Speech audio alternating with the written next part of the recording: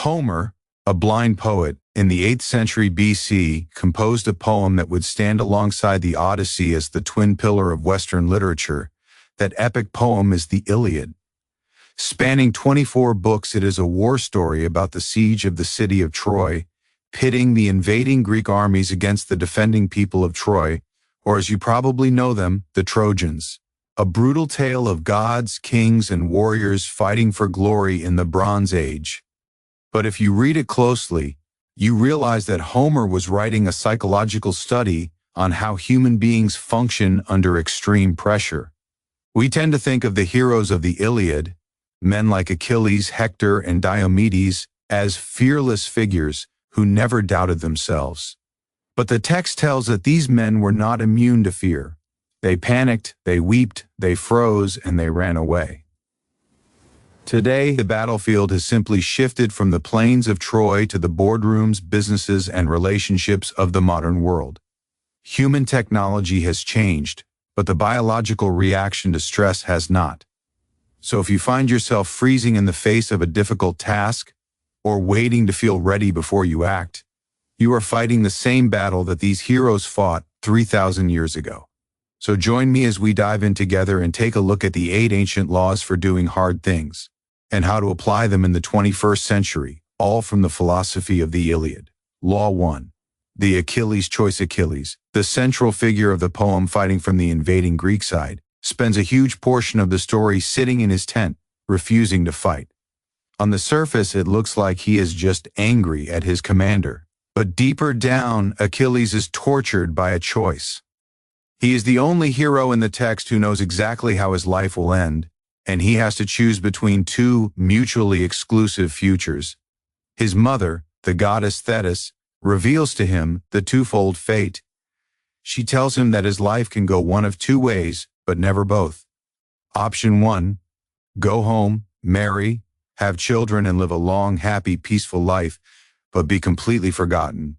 Option 2, stay at Troy, fight and die young, but his name will be remembered for thousands of years.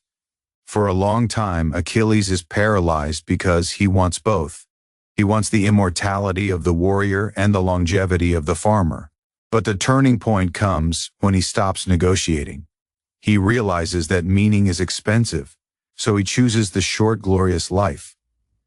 Once he accepts that he is going to die young, his hesitation vanishes. He storms the battlefield with a clarity that terrifies everyone else, because he has already accepted the worst-case scenario. The word decide comes from the Latin decidere, which means to cut off. To make a real decision means to cut off the alternative. It means killing one version of your future so that the other may live. We are paralyzed because we want two contradictory things at the same time. We want the reward of the risk, but the safety of the comfort zone. You must choose your struggle. You must stand at the crossroads and consciously bid farewell to the path you are not taking. Once you accept that every yes demands a no, the paralysis breaks. Law 2, the Diomedes rule. We treat courage as a prerequisite for action when in reality it is a result of it. Homer explores this truth through the character of Diomedes. In Book 5 of the Iliad, Diomedes is not the strongest hero like his fellow Greek warrior Achilles, nor is he the smartest like Odysseus. Yet for one specific day, he dominates the battlefield more completely than anyone else. Why? Because he possesses a unique psychological trait, absolute unthinking aggression. The text describes a moment where the chaos of war becomes overwhelming. The battlefield is confusing, terrifying, and blinded by dust. Most men are paralyzed by sensory overload, but Diomedes does not stop to process the fear. He moves with such ferocious speed that the goddess Athena lifts the mist from his eyes. This mist is the cloud of confusion that blinds mortals. Once it is lifted, Diomedes sees the world with terrifying clarity. He can even distinguish the gods walking among men. Now you'd think most mortals would be paralyzed by the sight of a god, but Diomedes is in such a profound state of action that he bypasses the fear entirely. He attacks Ares, the god of war himself. He drives his spear into the god's belly and sends him screaming back to Mount Olympus. Diomedes did not wait for the mist to clear so he could fight. He fought so hard that the mist cleared. This reveals a psychological reality that modern neuroscience supports. Fear lives in the gap. It lives in the quiet space between thinking about the task and actually doing the task. The Diomedes rule is the understanding that you cannot negotiate with the gap. You must shorten it to zero. When you have to make the cold call, you pick up the phone and dial before your internal monologue has a chance to speak. The mist only lifts when you are in motion. If you want to see this in the world clearly, and if you want to conquer the gods of your own life, you have to stop waiting for the courage to arrive and simply attack the day until the courage catches up with you. Law 3, the Patroclus strategy. Patroclus is the best friend of Achilles, but he is nothing like him.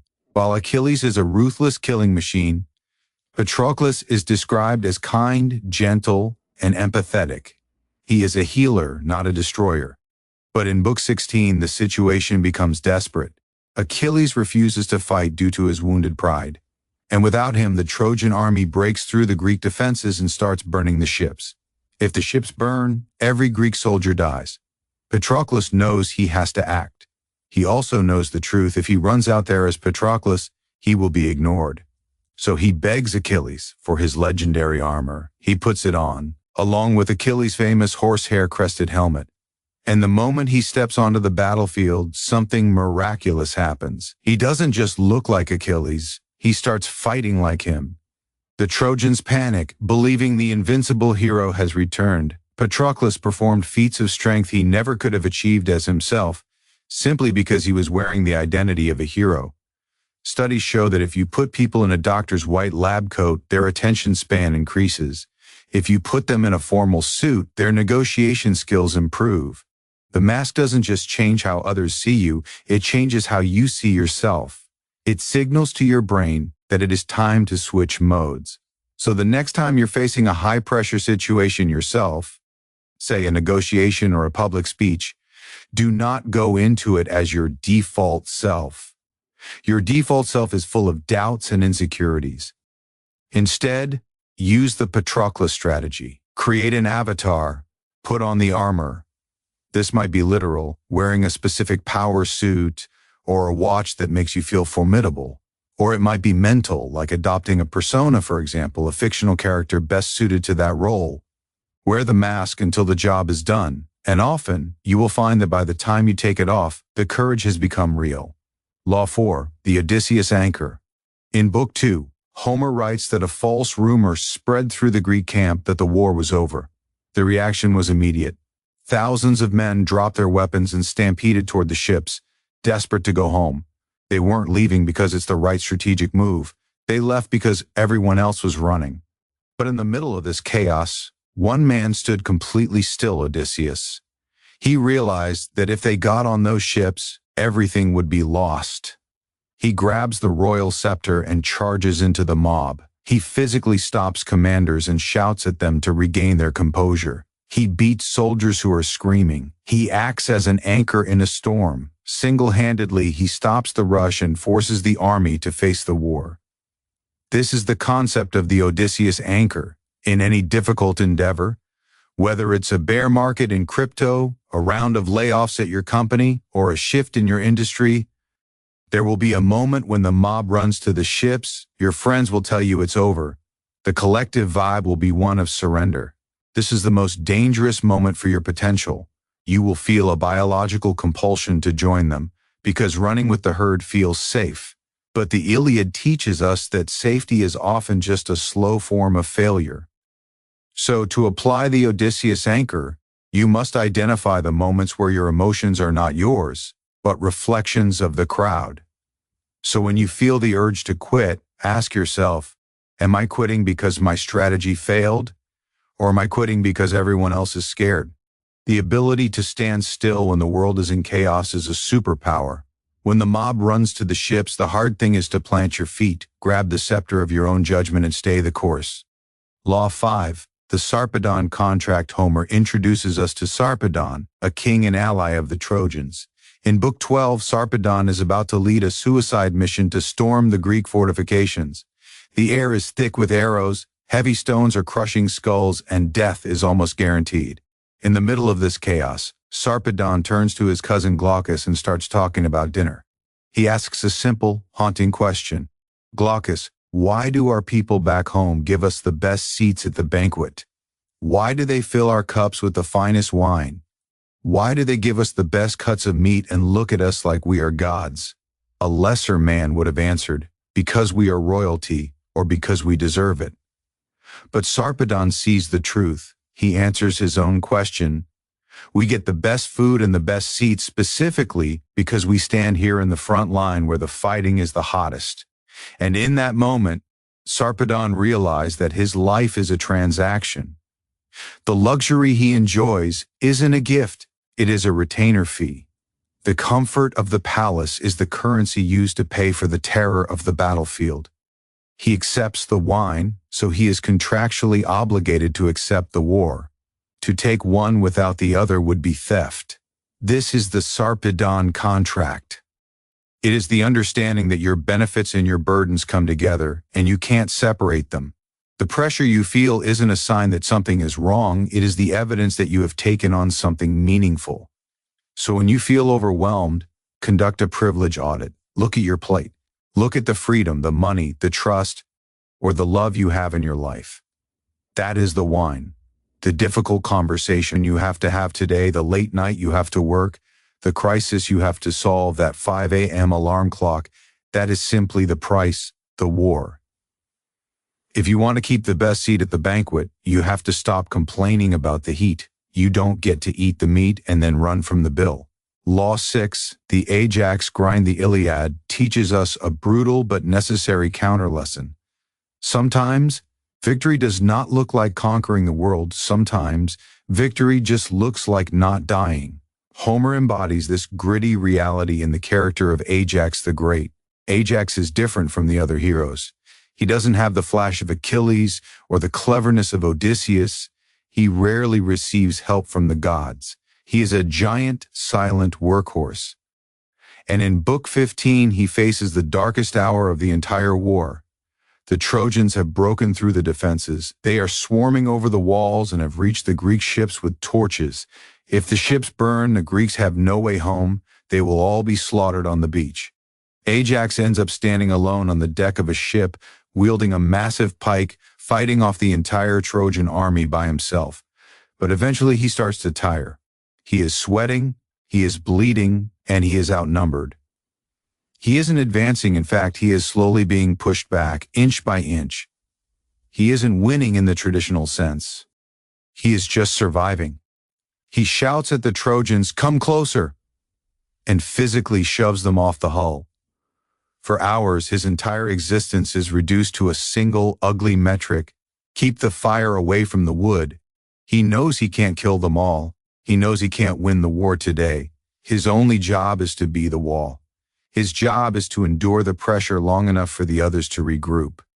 In your own life, you will also hit periods of burnout, financial recession, or personal grief.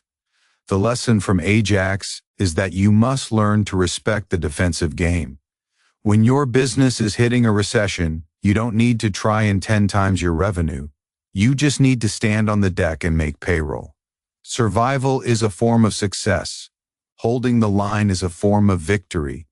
If you are in a dark season right now, stop beating yourself up for not moving forward. Instead, plant your feet, grip the pike, be the wall. If you are still standing when the sun comes up, you won. Law 7, the Hector Protocol. Hector is the prince of Troy, the perfect warrior, the good husband, the noble father. He is the brave one. But in Book 22, he finds himself alone outside the city walls. The gates are locked behind him. Achilles, the invincible killing machine, is charging toward him across the plain. At this moment, Homer writes that shivers took hold of him. His nerve breaks completely. Hector turns around and runs. He doesn't just take a step back, he flees in a full panic. He runs 3 laps around the city of Troy. The people on the walls are watching their champion run for his life. The Greek army is watching. It is a moment of total humiliation. The hero is having a panic attack. But eventually, Hector realizes he cannot run forever. He realizes that death is inevitable. So he stops, plants his feet, catches his breath and turns around to face the man he knows will kill him. And in that moment he exclaims, "I will run from you no longer. Now my spirit drives me to stand and face you, kill or be killed." And yes, he does die in the fight, but he dies facing forward. This is what's known as the Hector Protocol. The lesson is that trembling is permitted. If you are backstage about to give a speech and you feel like you are going to vomit, that is the running, and that is okay. You are not a coward, you are a primate with an adrenaline system. The hard thing isn't becoming a person who never gets scared. That person doesn't exist. The hard thing is becoming the person who can feel the shivers, feel the urge to flee, and then, even if it's on the third lap, plant your feet and turn around. Dignity isn't about winning the fight. It's about how you face the enemy. Law 8, the Priam paradox. King Priam's son, Hector, had been killed. Achilles, consumed by a dark and toxic rage, is dragging Hector's corpse behind his chariot every day, refusing to let the family bury him. But Priam is the king of Troy. In Book 24, Priam's advisors tell him to stay safe behind the walls. They tell him to send an army or an ambassador, but Priam knows that force has failed, anger has failed, logic has failed. So he does the unthinkable. He fills a wagon with treasure, and he rides out of the city gates, alone, at night, and unarmed. He sneaks into the Greek camp and walks into the tent of the man who murdered his child. But he doesn't shout. He doesn't demand his rights. Instead, he kneels. He takes the hands of Achilles, the hands that killed his son, and he kisses them. He says, "I have done what no other man on earth has done. I have kissed the hands of the man who killed my son. Think of your own father." This moment is the Priam paradox. By entering the room with zero defense, he creates a shockwave that destroys Achilles' defenses. Achilles, who could not be stopped by armies or gods, is broken by an old man's tears. The rage dissolves instantly. The two enemies sit on the floor and weep together, Priam for his son, and Achilles for his own father. Priam walks out of that tent with his son's body. He achieved with a whisper what 10 years of war could not. The lesson is that when you are in a conflict that seems impossible to solve, a deadlock in a business deal or a marriage that is falling apart, your ego will tell you to fight harder. It will tell you to prove you are right. But the hard thing in that moment isn't fighting, it is surrendering the high ground. Priam teaches us that you don't always have to be the stone wall. Sometimes to break the cycle of conflict, you have to be the water that flows around it. And that's our video. What did you think? Which of the 8 laws will you be considering more in the future? I know you guys rarely need prompting on this, but let us know what's on your mind in the comments. As always, I've been Dan. You've been awesome. Thanks so much for watching.